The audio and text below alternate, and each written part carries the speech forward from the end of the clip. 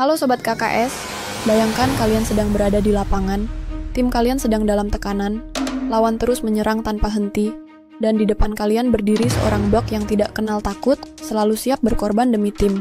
Sosok itu adalah Carles Puyol, sang Tarzan Barcelona, seorang kapten yang dihormati oleh kawan maupun lawan, bukan hanya karena kepemimpinannya, tetapi juga karena dedikasi dan sikap fair play-nya yang luar biasa.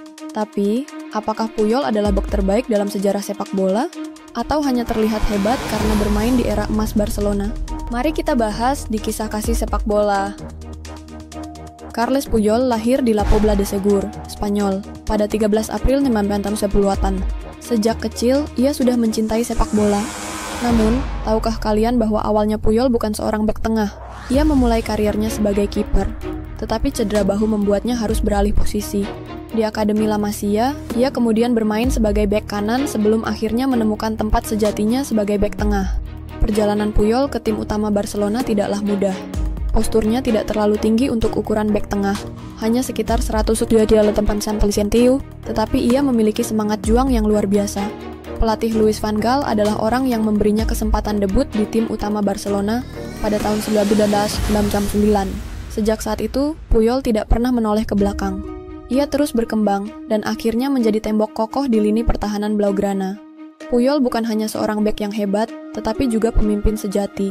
Ia tidak banyak berbicara di luar lapangan, tetapi saat pertandingan berlangsung, semua orang tahu siapa yang mengendalikan pertahanan Barcelona.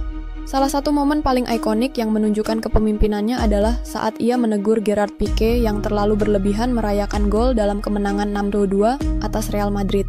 Puyol menunjukkan bahwa sepak bola adalah soal respek, bahkan terhadap rival terbesar sekalipun. Kepemimpinan Puyol juga terlihat dalam final Liga Champions 2011 melawan Manchester United. Setelah Barcelona menang, ia memberikan kesempatan kepada Eric Abidal yang baru saja pulih dari kanker untuk mengangkat trofi lebih dulu. Sebuah gestur yang menunjukkan bahwa di mata Puyol, tim selalu di atas segalanya. Sebagai bek tengah, Puyol bukanlah pemain yang mengandalkan teknik tinggi seperti rekan-rekannya di Barcelona. Namun, ia menggantinya dengan mentalitas baja, disiplin, dan keinginan untuk memenangkan setiap duel. Ia tidak takut untuk jatuh, berdarah, atau bertarung mati-matian demi menjaga gawangnya tetap aman.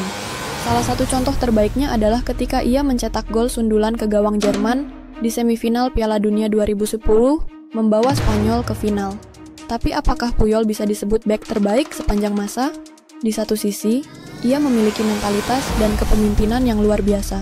Namun, di sisi lain, ada nama-nama seperti Paolo Maldini, Franco Baresi, dan Sergio Ramos, yang juga punya kehebatan mereka sendiri.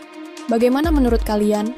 Apakah Puyol berada di level yang sama dengan legenda-legenda tersebut? Jangan lupa subscribe, follow, dan komen pendapat kalian di bawah.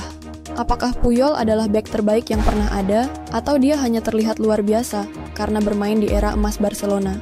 Salah satu hal yang membuat Puyol begitu dihormati adalah sikap sportivitasnya. Ia tidak hanya dihormati oleh rekan setimnya seperti Xavi dan Iniesta, tetapi juga oleh lawan-lawannya.